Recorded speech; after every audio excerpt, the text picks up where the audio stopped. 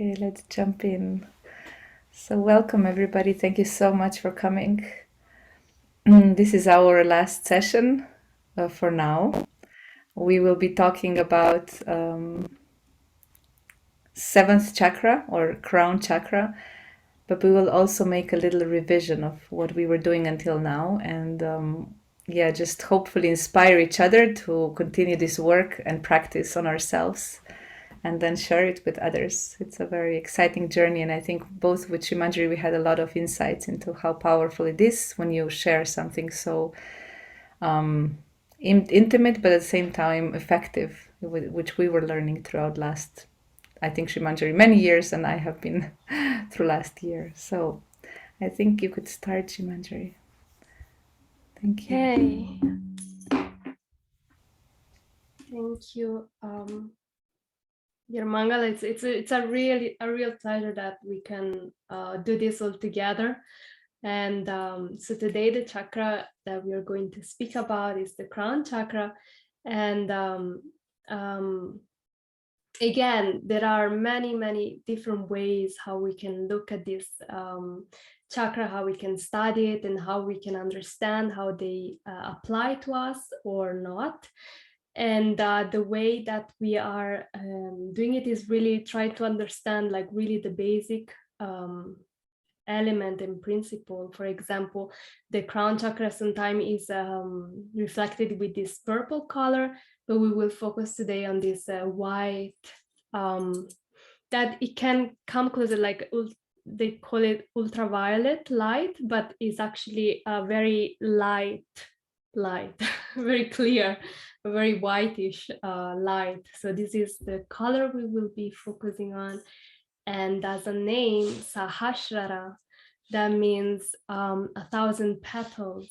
So it's often refers to a lotus that has so many petals. So the crown chakra is on top of the head, and actually is they call it the fountain in Italian fontanella. I'm not fully sure of the right English word, but is very soft spot on top of the head that you can also try. Maybe right now you can try to just find the space that is the most soft part of the head, and in babies it's very easily recognizable because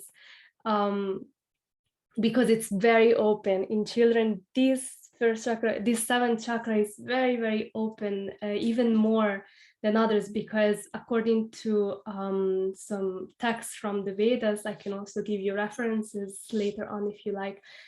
There are that's how the soul enters the body. It enters from the crown chakra, and that's why it's a very sensitive space, and it's always recommended to be very gentle with the babies and with this area on top. So we understand the location. We understand also the that we will use by the end of the class. We will do this little meditation. We will practice with mantra. So it's a very spiritual topic. It's probably the most spiritual topic that we can ever have, because this is how the soul chooses to start its journey on this earth. And this is how the soul chooses to reawaken their spiritual identity and go back to eternal life. So it is an immense awareness or space of energy that allow us to connect with God, allow us to connect with the supreme energy, supreme power, allow us to feel that we are actually sparks coming from that space. And it's exciting. When this chakra is open, it's exciting. We feel alive. We feel that we understand life, we understand situation, we understand our purpose, we understand everyone's purpose.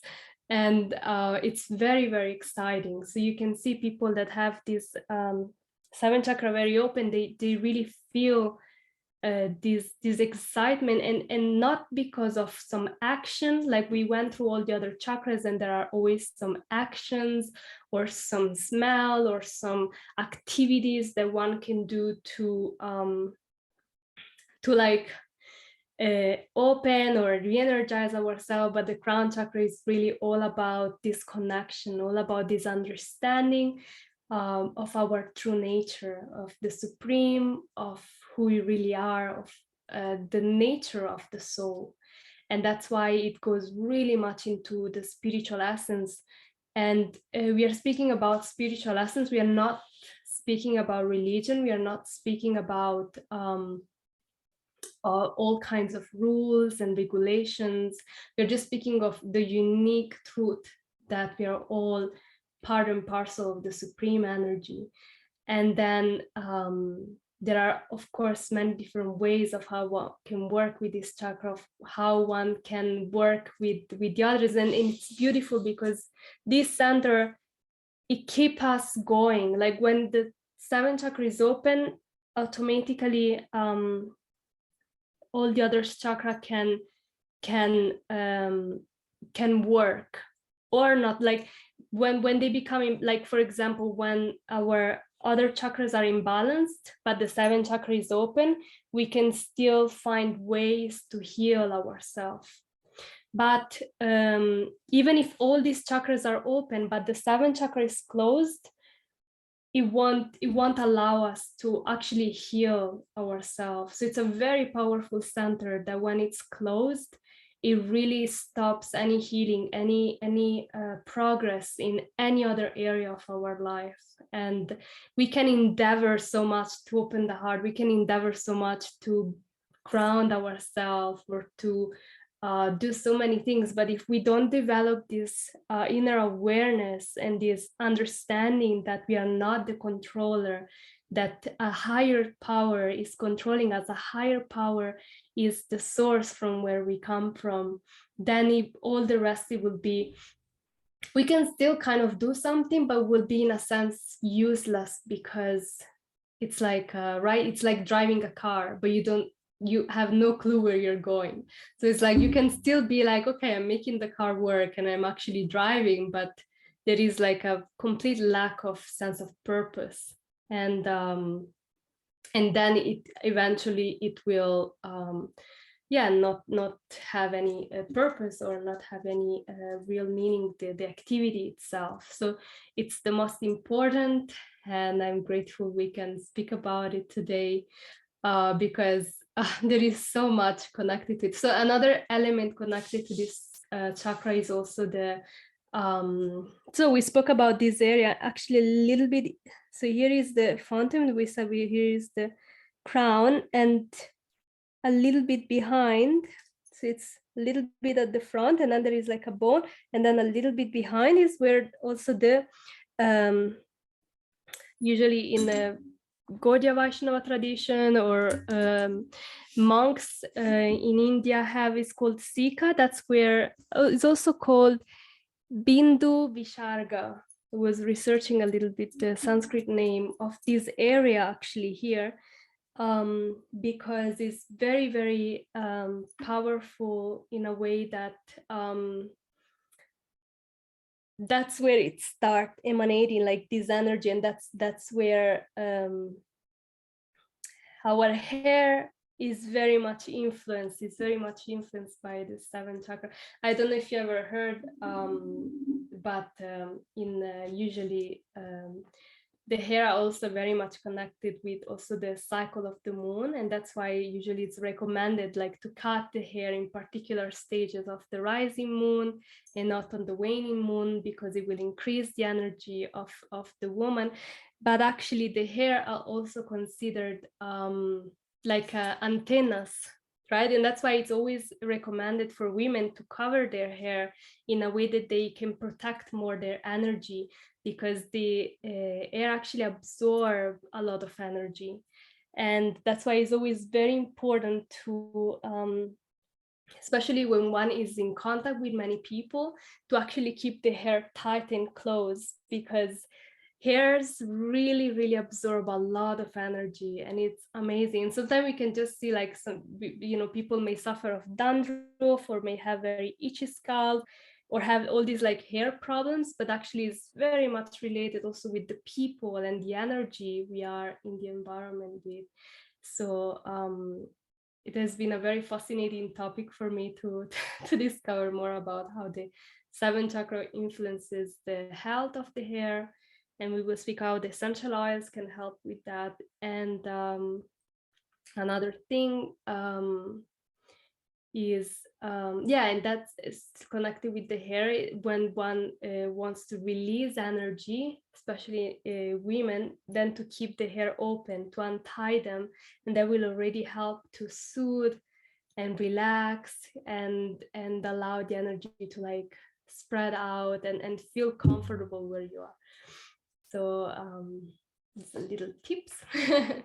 And then regarding unbalances of this chakra, so I could say unfortunately or fortunately, it's always relative, but in my personal experience, I personally never had so often problems of seven chakra balances as much as, for example, my family had. And you can notice the effect very much on this chakra when one is goes into that depressive energy. So it is a very deep topic because depression is very much misunderstood, is very much judged, and if one has never experienced it, because it is possible that people may have never experienced it, because it is very much connected with the seventh chakra, and when this chakra closes, it means there are other beings also entering in that body, in that person, and sucking the energy out. So the person that will actually suffer from a blocked seventh chakra is a person that is really not aware of what's going on. And that's why it's difficult to treat or to understand, because they themselves are completely aloof from what's going on. They feel this detachment kind of from the body, and they just are in this like dark bubble where everything is a very extreme actually situation. And you can see people that have, usually it's very clear when a person has blocked seven chakra, is very is I mean, what to say, is very clear, like for a person that knows. But if one doesn't know, it may look like the person is fine actually, because they may still act normally and do everything, but actually inside there can be so much distress. And actually, probably you have heard also when people are very depressive and they go through suicidal, usually you don't really see extreme behaviors before. It's like very closed energy, and very difficult to enter unless one really knows what's going on. So when this happens, and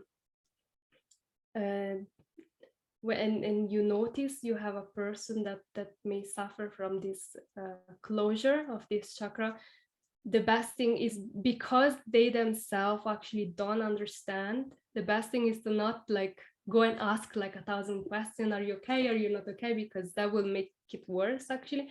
But it's just to be with them, because they themselves are not really there in their body, in their experience, in their life. So if you would actually create that space for them and actually be there for them, and just spend the time, just invest your time in just being with them, and mirror them in a way that they can really understand how they are behaving, because they may not have any clue at all. So mirroring is also a very wonderful exercise that it consists in in genuinely being a mirror of that person without imposing anything, without exaggerating or minimizing their emotions, just really trying to reply on the same tone, and then just trying to be on their energy so that they can understand better what's going on within them. So this is my personal experience, but also work-wise, I did work and spent quite some time with people suffering from it. That's why I started also studying shamanism and going into different type of healings at a young age, because I think it's just very difficult to have people close to you that go into this space, and yeah, and then one really wants to really wants to help. And then so I've been studying a lot on this topic. So it is not easy. It is definitely not easy. And for us, or people that are having a spiritual life, that are dedicating themselves to going to temple, offering prayers every day, and having a more sattvic or balanced lifestyle, usually this chakra is very easily opened. I have experiences also of clients that they would be completely like, they would actually have it blocked, like not as a chronic block, but just like temporarily.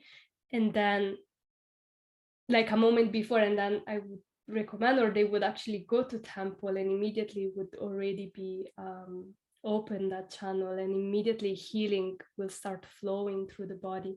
So this is a very powerful experience. So with prayers, with mantras, it is possible to heal. And then yeah, I would say this is probably the main, when it's in excess, this chakra, it can yeah, it can just one can really feel confused and uncertain, and will try to always like you know, these people that always want to find a reason, like this is happening, and just trying to find a reason of why everything is happening. And also physically can create a lot of pain on the head.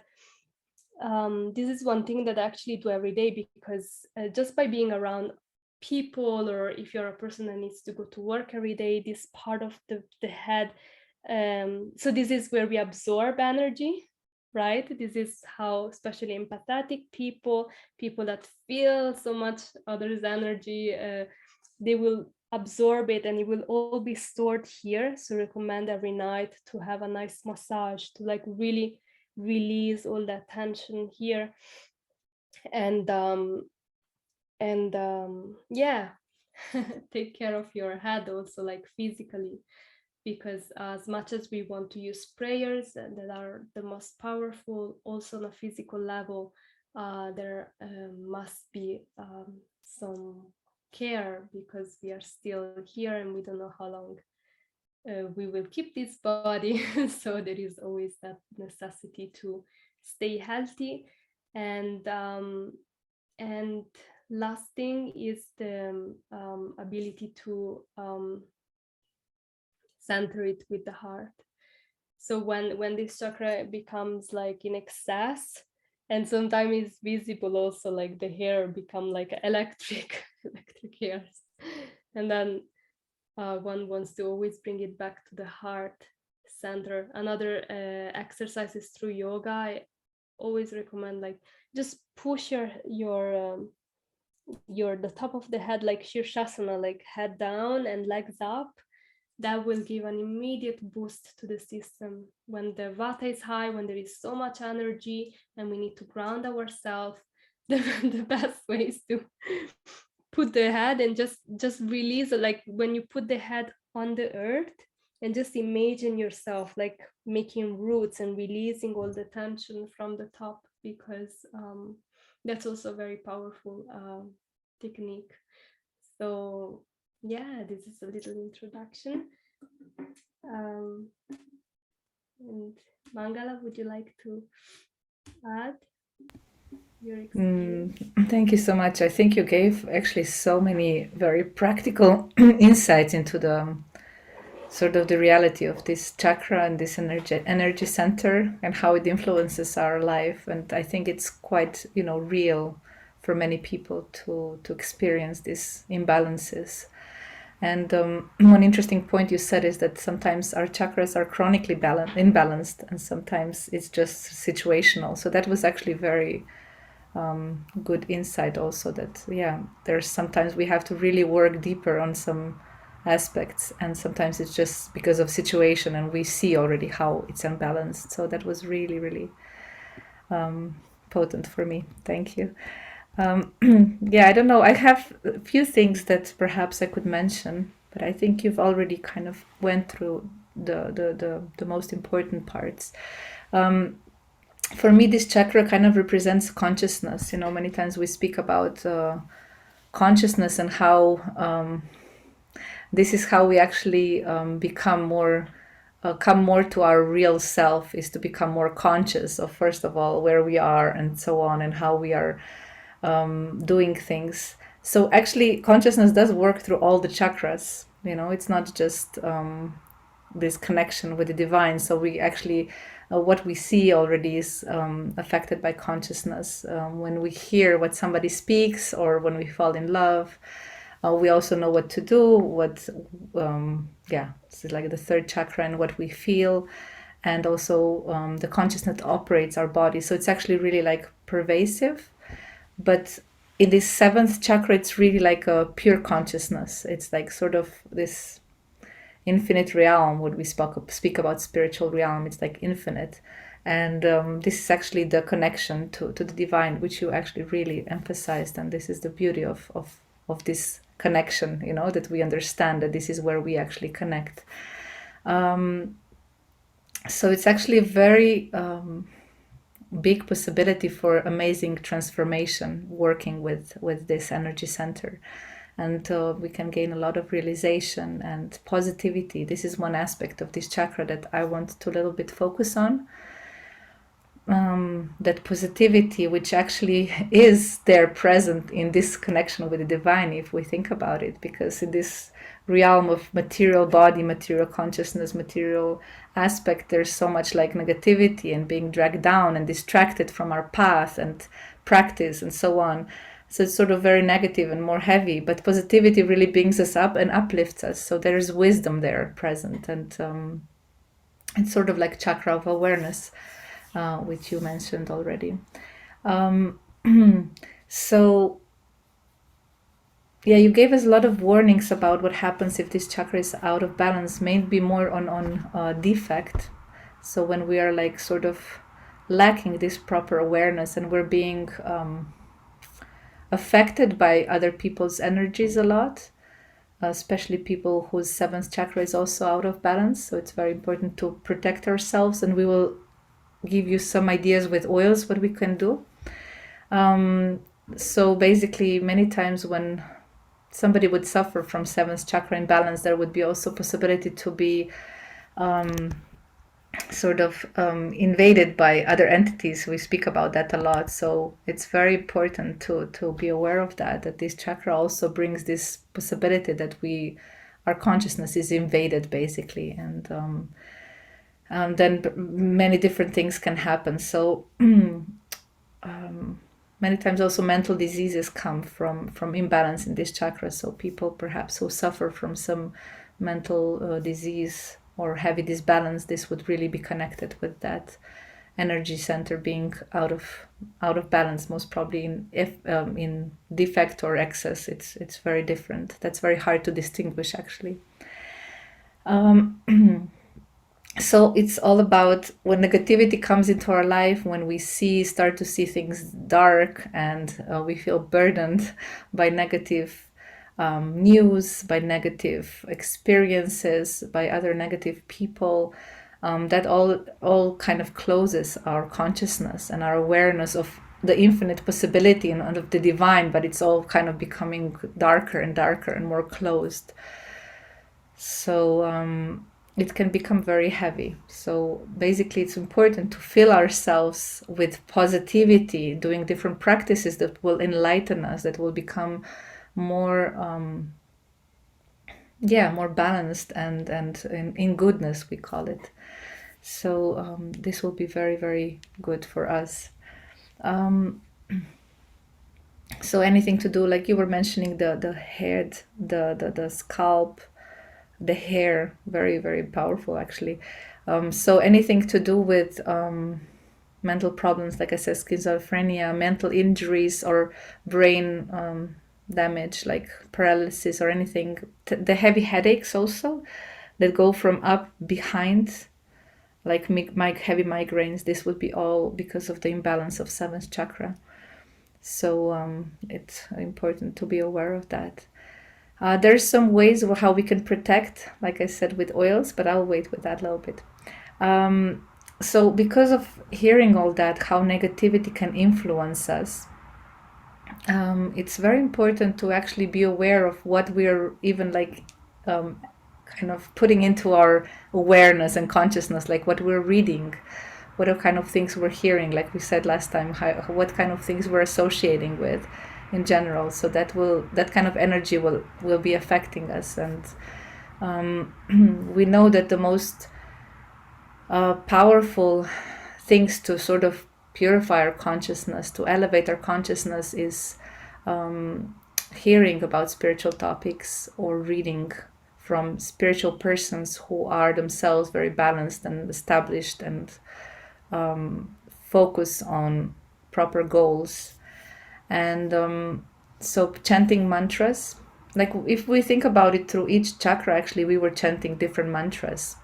So now when we come to the highest chakra, we want to use the most powerful mantra.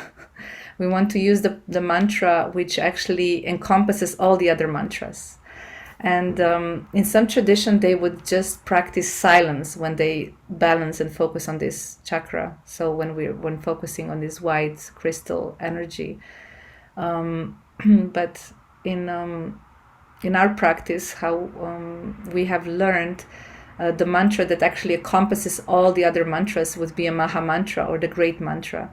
And this mantra is very powerful because it basically contains the names of God, Krishna and Rama, and that is very, very strong experience of all that divinity and love and purity and wisdom.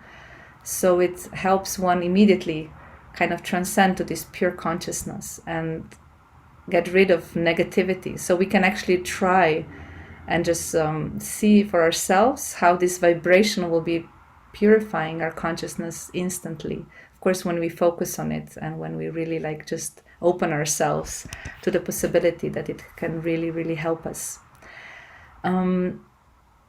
So this is the most powerful mantra. We will actually try it out later together when we do the practical exercise. And this mantra talks all about surrender and devotion and love. It's actually the most, contains the most powerful energy of the universe. So in this way, we're attracting huge, huge amount of wisdom and positivity. And just by chanting, it's possible to even release many karmic bonds from the past and so on. So while we're chanting in this energy center, just try to visualize like a white waterfall flowing, and Shimanjari will guide us through that very beautifully. So, but just try to see how that flow of divine kind of goes throughout our body, and just everything turns into this same energy of consciousness, pure consciousness. So it's very beautiful. So before we go to the practical work, we wanted to just speak about a few oils that can help us, that can really support us on this journey of balancing our seventh chakra. So Shimanjari, would you like to start? Okay.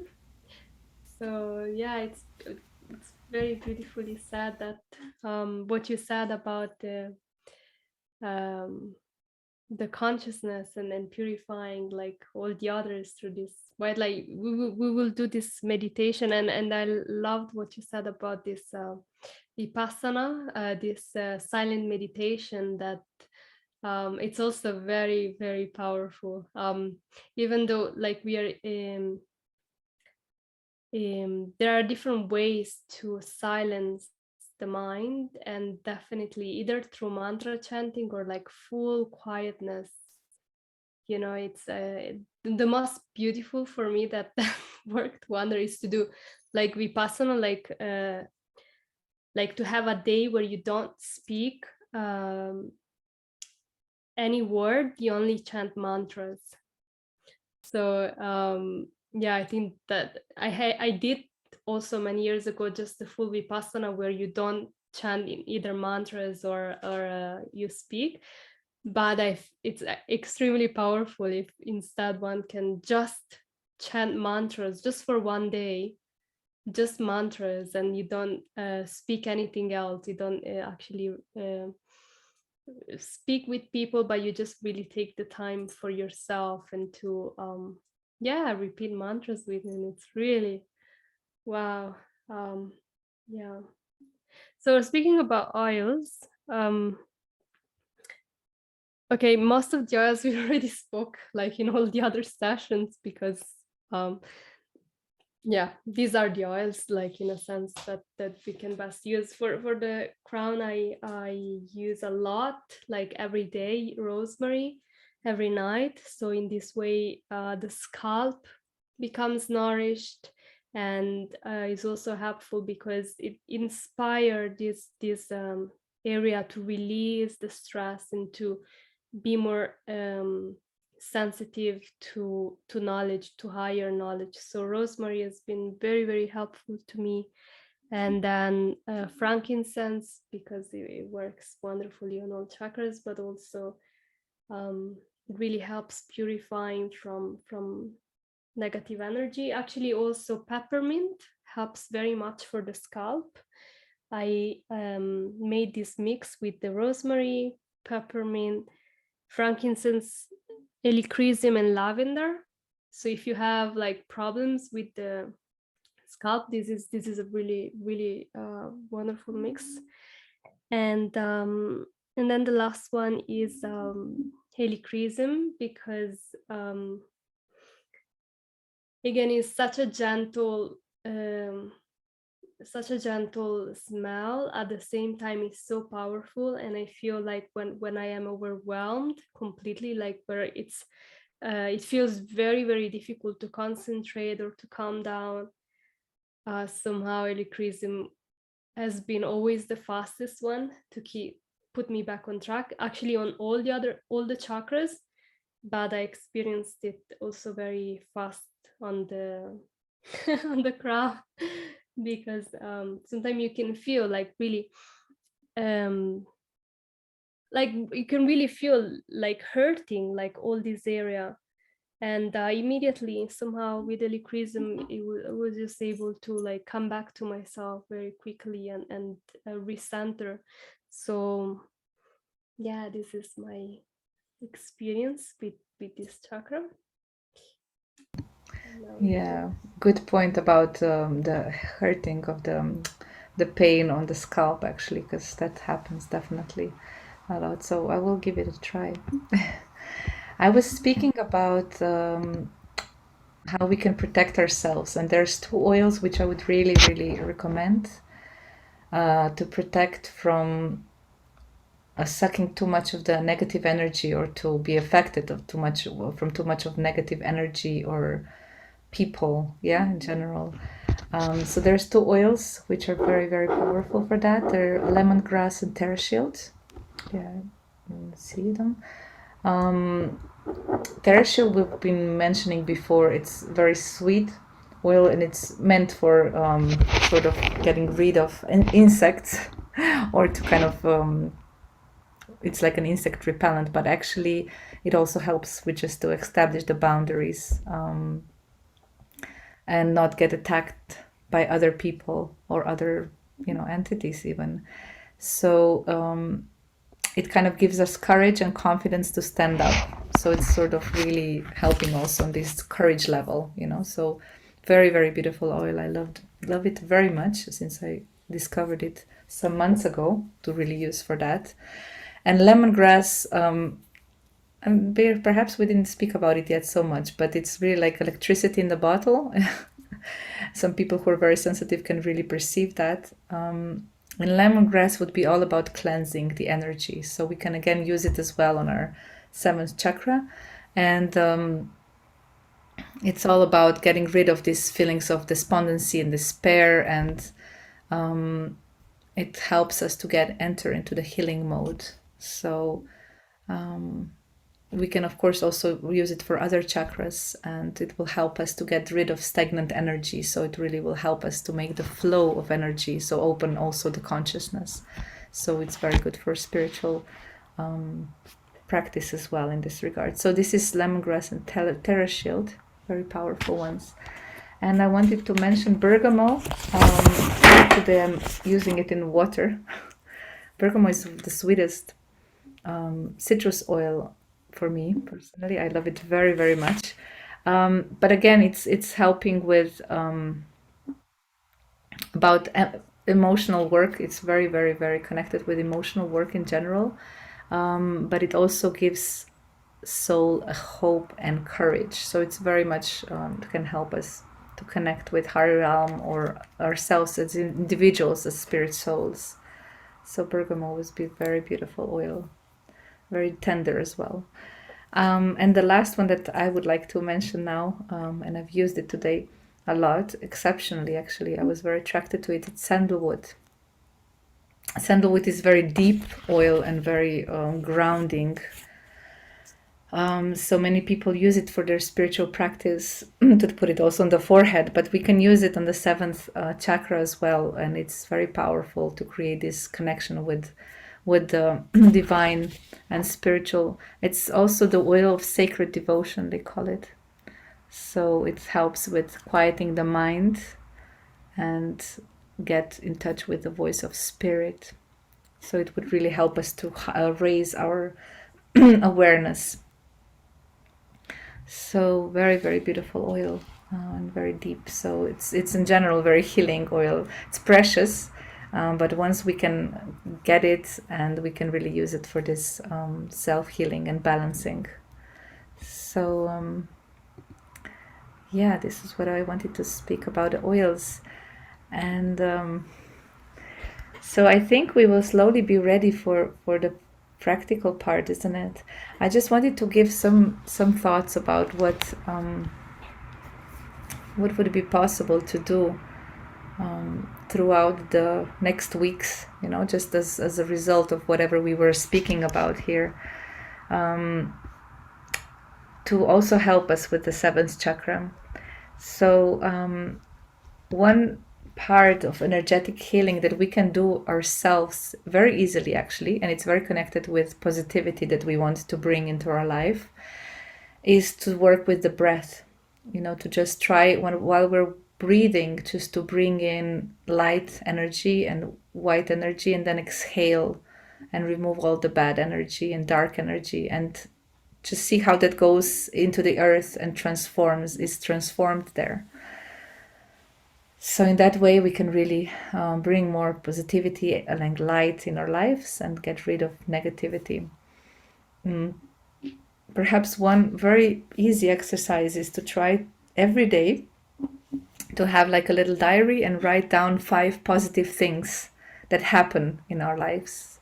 5 things that we feel are like the grace or the blessing in our life, and that we're very grateful, and that we see it's something connected with getting a gift, receiving a gift, from the divine. So that will really start to change our mindset and to see how we are part of the greater picture. And a second thing that's very powerful is prayer. And prayer can be very, very individual, very private thing, as a communication between us as a soul and the divine. So We can pray in different ways at different times. And it's sort of just turning to the divine. So we can, pray for healing, so that we can get healed and actually be able to again step back into our right place and real identity and offer more from ourselves, because that's very empowering. So in this way, with prayer, we're actually connecting ourselves with higher power. And then the third thing that we can do is actually read sacred scriptures. And for example, Bhagavad Gita is one of those scriptures that I highly recommend. Bhagavad Gita as it is, and there's many other scriptures that we could read, and in that way get in touch with this very healing divine energy. And the fourth, but not the last, is to attend some spiritual programs that we can in some sacred places that we perhaps encounter around us, or create something like that in our home.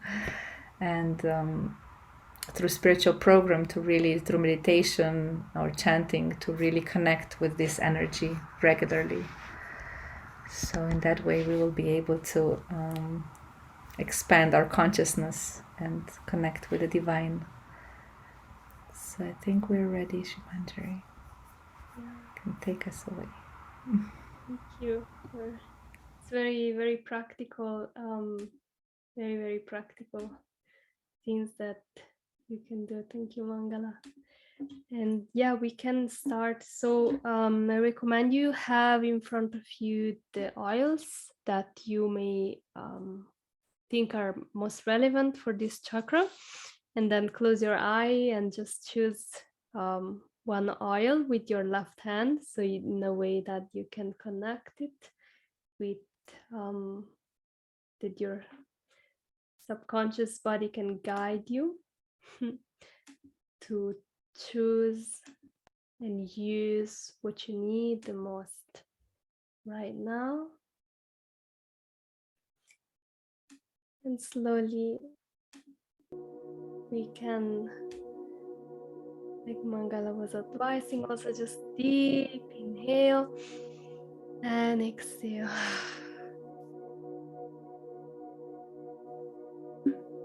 Just find the time and space to connect. With the oil, you can place a drop in your hands and smell it. Then rub it off top of your head all the way down. You can also rub it all the way down, and you can go with the hands all the way down to the legs, and to really allow the oil to come from the top and just really help us purify all our centers. Deep inhale, head, and exhale all the way down. One more time. Inhale and exhale. Just rub it on your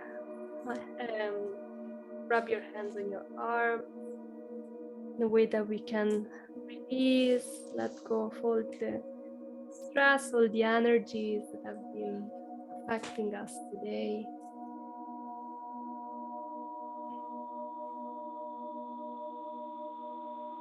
Deep inhale. Try to align the spine, open shoulders. Allow as if like a string is pulling you up from the top of the head. Allow your back to be straight, and at the same time, with every inhale, we feel and we connect more to the body. With every exhale, we let go any tension in the body. Inhale, the energy becomes clear in our body, and exhale, letting go, letting go, letting go.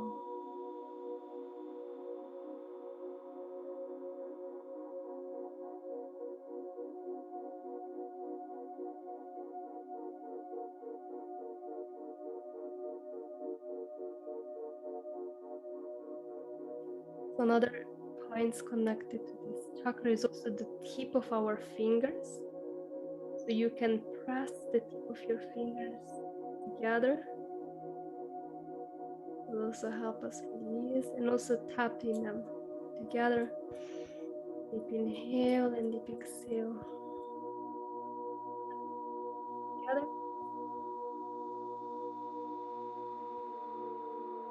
Help us even more. Exhale to let go. And then from here, tap on the top of the head. Inhale and exhale.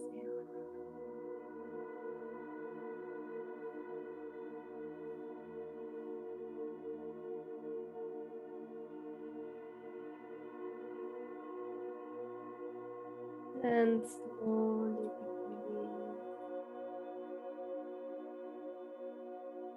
This chakra is connected also with the Akash. They call it cosmic energy. This is the mudra for this chakra. So you can also do our mudra together. So it's not the second, but this is the third finger and the big, the first finger. You can do both hands. The thumb. Together, both hands, and then place the palm of your hands facing downward right now, because we are in the process of releasing. But if you do the meditation in the morning, then you want to place your hands upward. So after the sun is setting, then we want to place the hands facing downward. Deep inhale.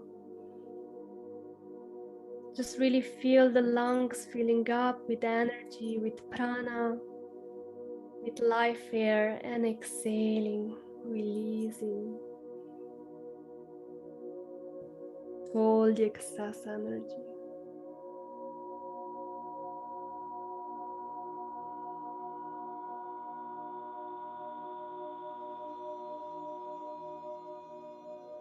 Inhale for 1, 2, 3, 4. Exhale 4, 3, 2, 1. Inhale 1, 2, 3, 4. Exhale 4, 3, 2, 1. Inhale 1, 2, 3, 4, and exhale 4, 3, 2, 1. I would like you to start visualizing this white light that you can visualize it actually as a flame, as a white flame. It is like glowing, it is like burning all the impurities that have been coming our way.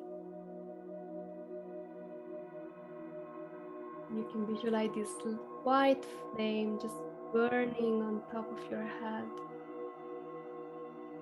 This fire, this very pure fire.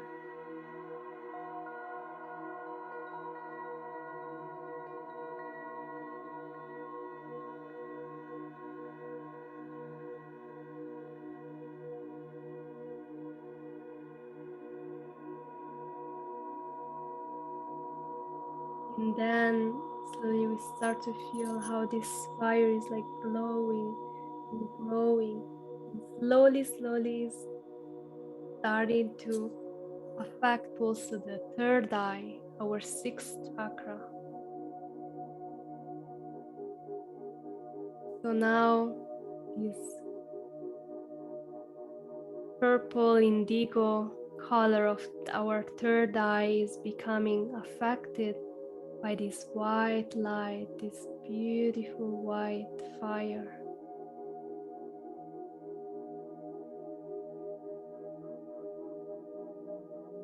Inhale and exhale.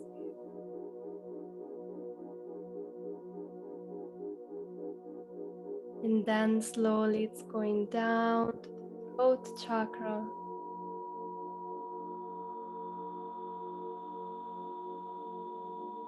And this beautiful blue color of our throat is becoming affected by this white light that is expanding. And now our throat chakra is turning to this whitish color.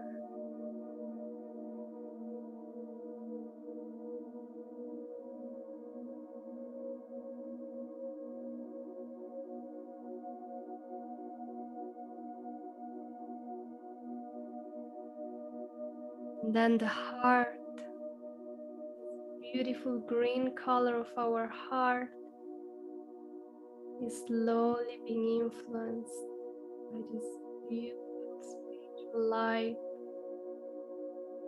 Is transforming, this fire is growing, and our heart becomes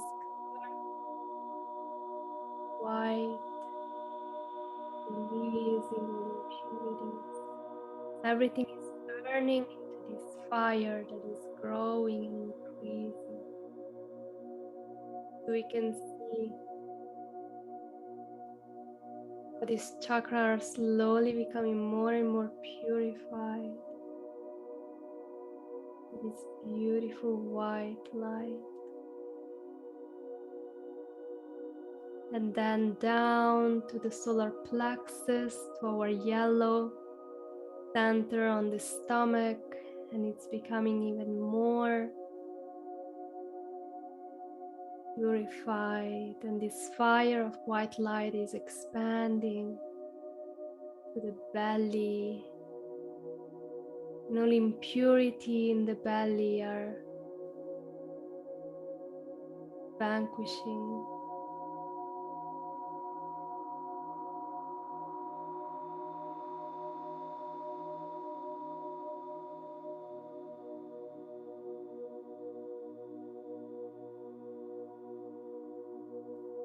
And then the second chakra, the orange center under the belly button, is becoming more and more influenced by this white light, this white fire that is expanding. And all the impurities are burning away from the second chakra. And this white light is taking over, relaxing and purifying this center.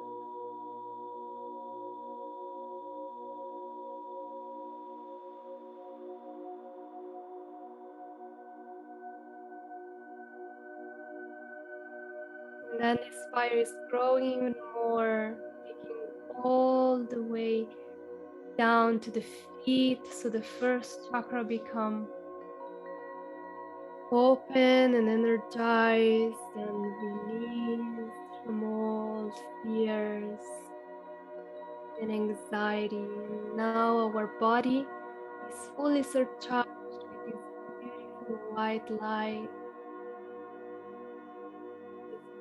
beautiful energies fully surrounding us and protecting us and guiding us to a deep experience of surrender, of letting go whatever we've been holding on. And now slowly, by feeling this white light all around us, all within us, you start to feel the first chakra. Now the color from white, it becomes a red that is pure. And then the second chakra becomes a pure orange, blue, beaming and blossoming. And the third chakra, this yellow, becomes even more yellow, more pure. And then the fourth chakra, the heart, becomes even more open and it expands even more, this green light. And then the throat chakra becomes even more purified and blue and free from all conditionment. And third eye is violet light, this purple becomes purified, and there is full trust, full faith, and full understanding of the beautiful energy, the beautiful essence that we truly are. The essence that is within us and is outside of us. And then connecting to our crown chakra and connecting with the source, with the supreme energy. And let's just feel for a moment that we are this little spark of energy that comes from this supreme, magnificent, universal energy that has also beautiful form. And today we will chant together this mantra, most powerful Maha Mantra. It will guide us into understanding that beyond this energy, there is a beautiful eternal life of love, of unconditional love between the soul and God.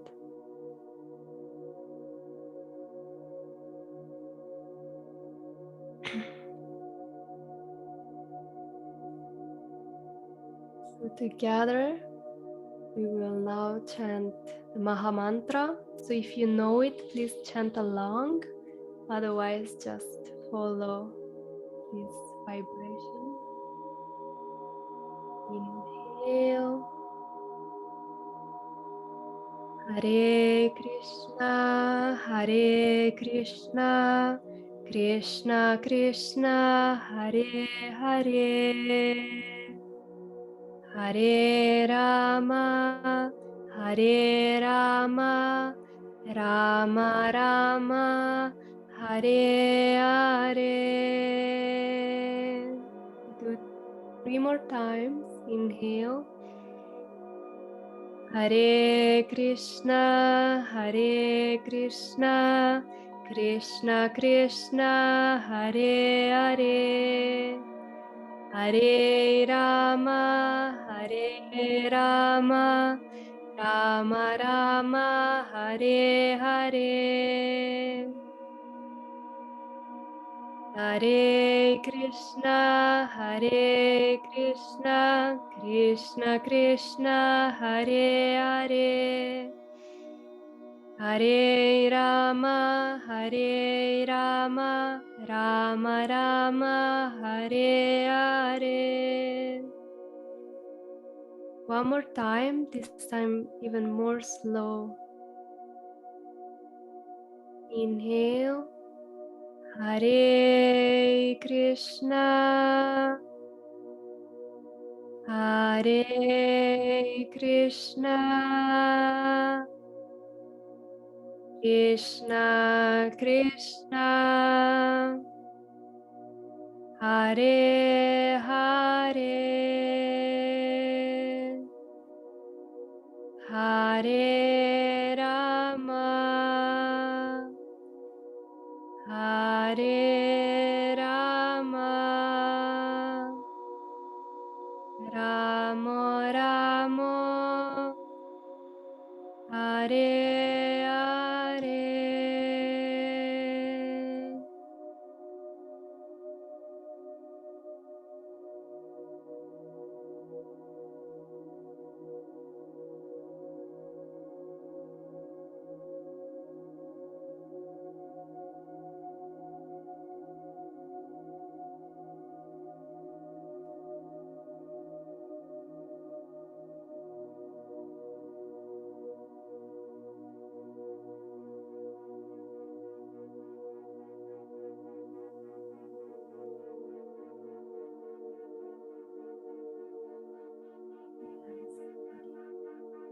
Allowing ourselves to feel, stay in this energy, and just imagine how this beautiful energy within you is just expanding all over in your home, in your room, and then even more is expanding in your full home, in your town, in your city, Then it's expanding your country, it's expanding your state, it is expanding completely all over the world. May all beings be eternally blessed. May all beings be happy. May all beings find their way. Love, compassion, eternal life.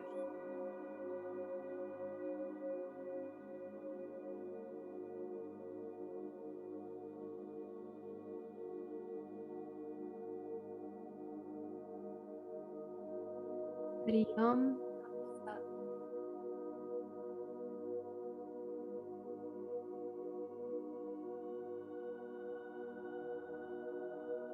Slowly you can come back to your body, feel it even more, and then again we can wrap our hands so that we can reawaken our system. Sometimes it can feel a little bit dizzy after such meditation. So this helps us to ground again.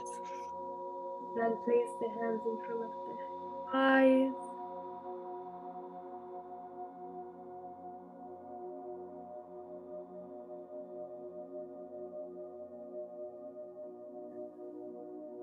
Welcome back.